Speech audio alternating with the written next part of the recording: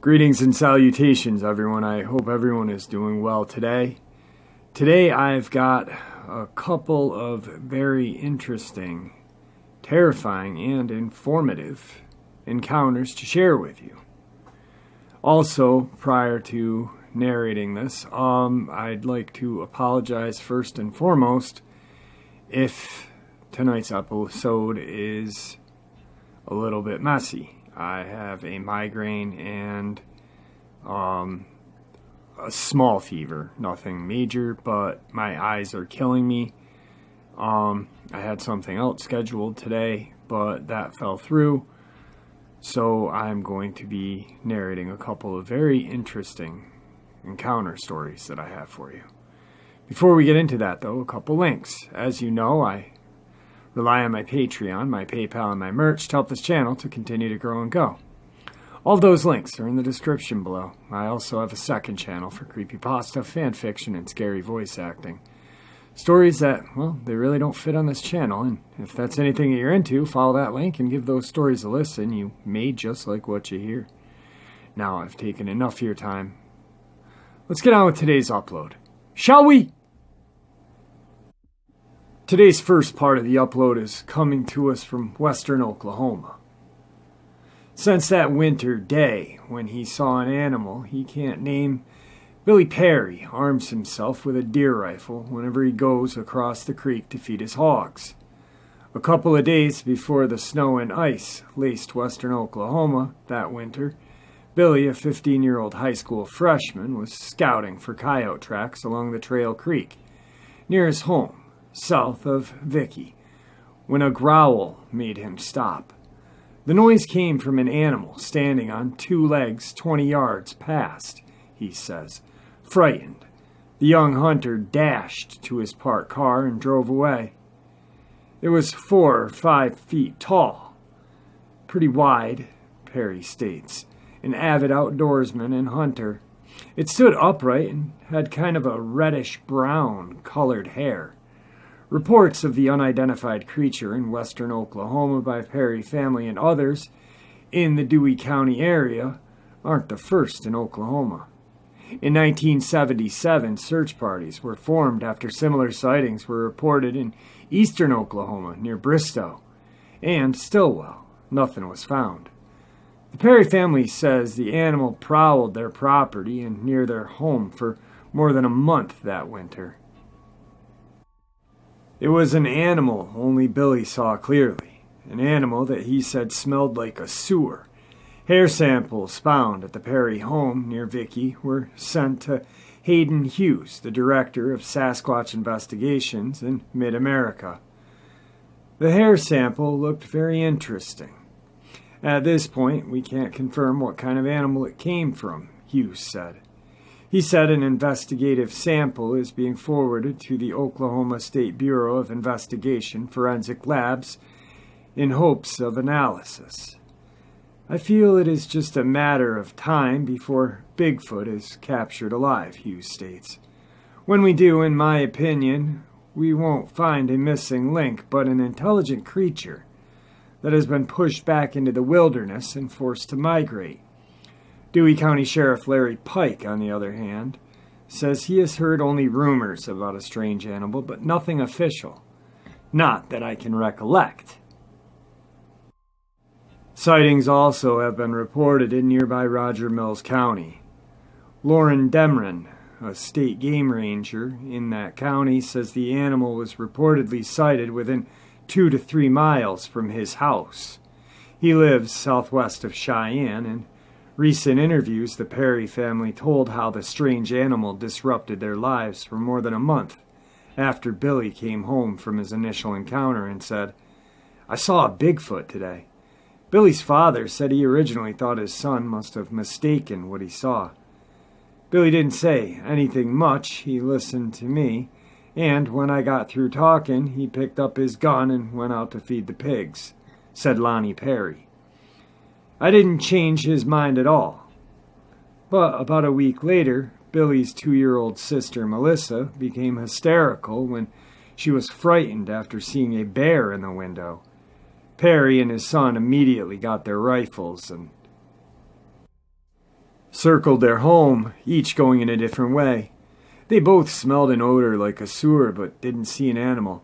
A few days later, while hunting for coyote, Perry heard a barking noise and then saw a coyote cross toward a strange animal. But he couldn't get a clear shot at all. When the coyote arrived at the place where the animal was barking, there was a short, terrible fight with growls and screams. The coyote only yipped a couple of times, he relates.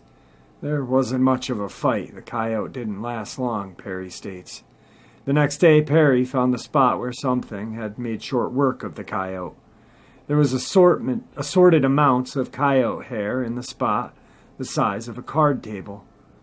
The animal had to be pretty quick. He caught the coyote in open place.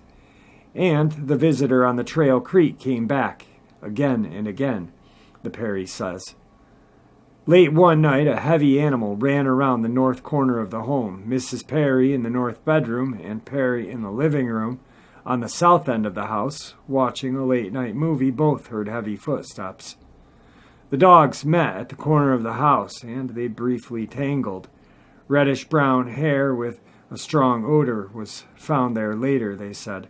The following night, the animal staged a repeat performance without the dog. Again, it was late, and the sound of an animal running woke Miss Perry. If I hadn't been here and you told me this story, I would have thought you were goofy, Perry says.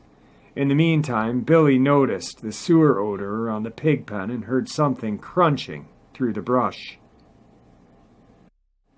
Billy claimed he could smell that sewer odor stronger than the smell of the hogs, Linda said. The next day, Saturday, Perry, Billy, and several friends hunted for the animal. A repeat hunt was held on Sunday. 7 or 8 men came out on Monday, Lonnie said. I had to go to work, but they hunted.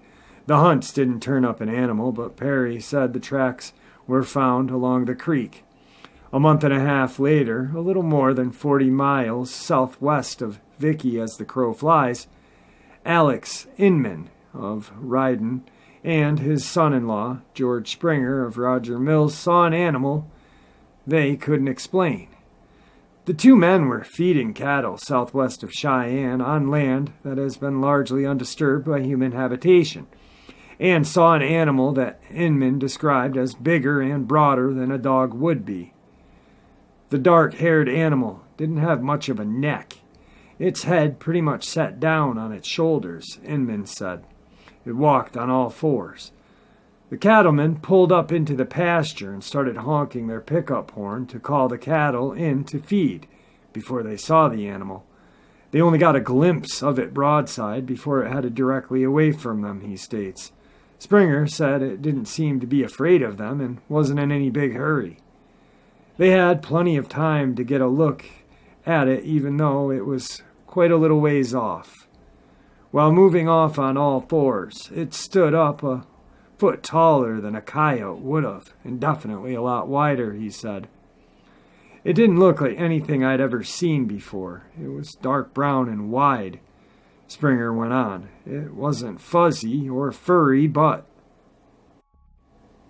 slick-haired, like a pig. It was kind of smooth moving. It didn't bounce any. It was pretty heavy. It had a pretty big body. The 2 men watched the animal until it disappeared into heavy brush.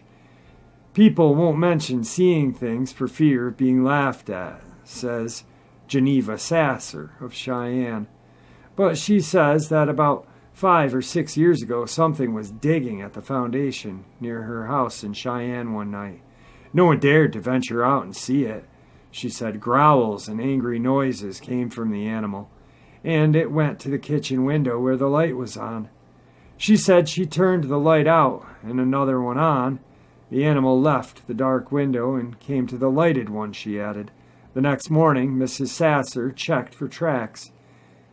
The animal had tried to dig under the foundation instead of trying to get into the window. The tracks were like dog tracks, but as big as a man's hand, she says. No claw marks showed in the tracks, but claw marks did show where the animal dug against the house. Whatever it was, it finally gave up and went away. Her dogs didn't challenge the animal, they just took off, she said. It makes me wonder what's out there. They definitely need to find out what's going on. Other people, like Mrs. Sasser, say they would like to know for sure what lives in the creeks and canyons in western Oklahoma. If there is no connection between these sightings, the similarities appear to be remarkable coincidences. More than one person described the tracks to be shaped like a dog track, but very large with toes. Each account notes that the animal exhibited no fear of humans. While it showed no signs of attacking, it growled and stood its ground when confronted by one person and trotted off almost casually when it heard the pickup horn. More than once, something was attracted to the window. Each person who recounted the sighting of the animal, except for the 2-year-old, mentioned, with no prompting, the animal was very wide-bodied. Perhaps the most common denominator of these different stories were the way they were told. Each person showed the marked reluctance about telling their story or seeing or hearing something. It was, though, each one weighed the chance of being laughed at and told their story in spite of that. For those who frequent my channel, you will definitely know these next 3 encounters creep the living bejesuses out of me. This one comes from Cameron, Arizona, and that to the west of a town up in the mesas lived a woman who everyone knew was a skinwalker. His mother told him to stay away from the area, and if he or his friends ever saw her, they were to turn and run away. He said that one day, while walking with friends, one of them pointed up to a mesa where they saw the woman standing off the cliff edge. He surmised the cliff to be at least 100 feet tall, and it was broad daylight. They watched her just stand there, staring out over the cliff into the desert beyond for some time. Then all of a sudden, she stepped out and just floated to the bottom where they lost sight of her. Needless to say, they ran. He also said that whenever she would come around, people's sheep would die. And that was a sure sign of someone being a Yi Naldushi. He said that the sheep were weak and couldn't take the evil energy of the creatures even being around, sort of like a canary in a coal mine. He said that many people were aware of her and that no one was sure exactly where she lived, but they thought it was up in one of the caves upon the mesa.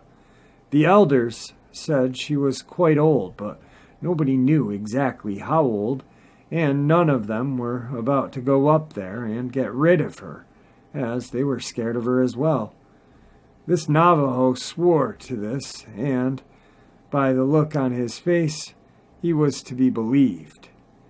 He went on to say he knew probably wouldn't be believed, and that people would think of him as just another drunk Indian or something. But he did say when this happened he was young, too young to drink, and he and his friends knew what they saw. This second encounter, another gentleman said he too had an encounter with a skinwalker. He recalled that he was at the house of his father where he grew up when it happened. Their property had a hogan off to the side that at one point was their original home. A hogan is a traditional Navajo dwelling that is 8-sided and usually made out of logs like an octagon cabin. He said that he was up on the hill overlooking the property when he saw a short, hairy-looking thing walk around one side of the hogan. It appeared to be sneaking and moving stealthily. At first he thought it was a wild animal of some kind. Next, he saw his sister coming around the other side of the hogan, and because of the curve of the structure, she couldn't see the creature. He yelled, trying to warn her, and when he did, she stopped and looked up and waved. She thought he was playing, but the creature stopped too. then took a step back and pressed its back against the wall of the hogan, where it became invisible and morphed into the wood. He said that when it happened, it looked almost exactly like camouflage the alien in the movie Predator used. He started running down the hill, yelling at his sister to run, which she did. The Skinwalker then pulled itself off the wall, resuming its hairy, short stature again, and ran for the edge of the property, where there was a ditch that it jumped into. He stated that he had never seen anything run so fast in his life, and that it wasn't any coyote or deer, and that it ran on 2 legs. He told his family about it, and they called a medicine man to come and perform a cleansing. Today's third Skinwalker encounter. A gentleman states that he and 2 others were drinking at home one night when, around midnight, one of them got the bright idea to go kill a Skinwalker. His friend said that he knew where one had been seen recently, and that there was a good chance it was still around. They grabbed a 12-gauge shotgun and a knife, and the 3 of them left for the desert. He said that his mother was carrying on, trying to get them to stop, telling them that it wasn't game, but they left anyway. When they got to the area where the Skinwalker was supposed to be, he jumped into the back of the truck with a shotgun. The other friend held a spotlight, which he scoured the desert, and the third one drove. After a little while, they saw something in the spotlight. He said that it was short and hairy, around 4 feet tall, and moving fast on 2 legs, occasionally going down on all 4, then back up to 2. He states that he was in disbelief when he first saw it, and that he really didn't expect to see a Skinwalker, as he never really believed in them, and was just showing off for his friends. He figured that they would just end up shooting coyotes that night. He then states for a brief second he thought to himself that he would kill it anyway and show everyone that do something good for his people. As his friends raced up behind it in the truck, he took aim and shot it square in the back, which slowed it down considerably. He would later learn that they were driving around 60 miles an hour to catch up to it, as the truck caught up to it when he jumped out of the truck with his knife to tackle it, stabbing it multiple times. He said after that everything was a blur of fur, blood, and pain, as he was rolling and wrestling with the thing. He said he felt a sharp pain in his abdomen at some point, and then it felt wet. He looked up and was staring this thing in its eyes.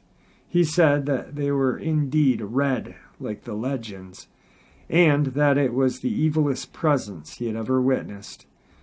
By this time his friends had circled the truck around and were coming upon them. The creature jumped off of him and took off running. What happened next, he states he will never forget. He lifted up his shirt and showed the scar that looked like a mountain lion had raked him from just below his left pec to his lower right stomach. He said that it was the dumbest thing he had ever done in his life, and he warns people against the curiosity of the Yi Naldushi. He also states to trust that they are real and that were not to be played with. He says this has occurred around the Kayenta area.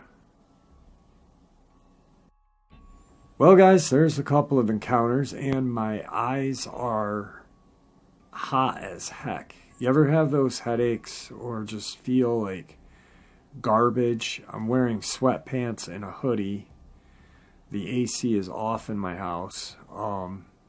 My eyes are just burning. They feel like they're like melting.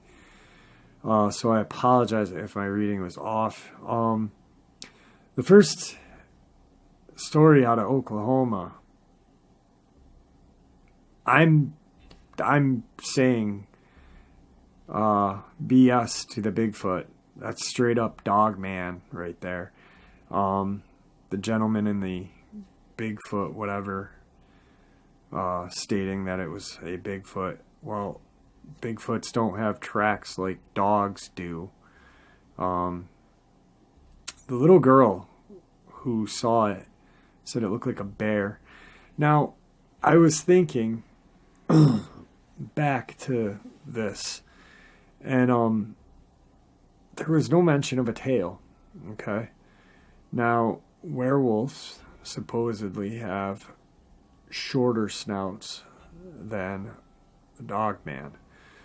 So that could explain the bear sighting, thinking it's a bear. I think what it is it was either a werewolf or a Dogman.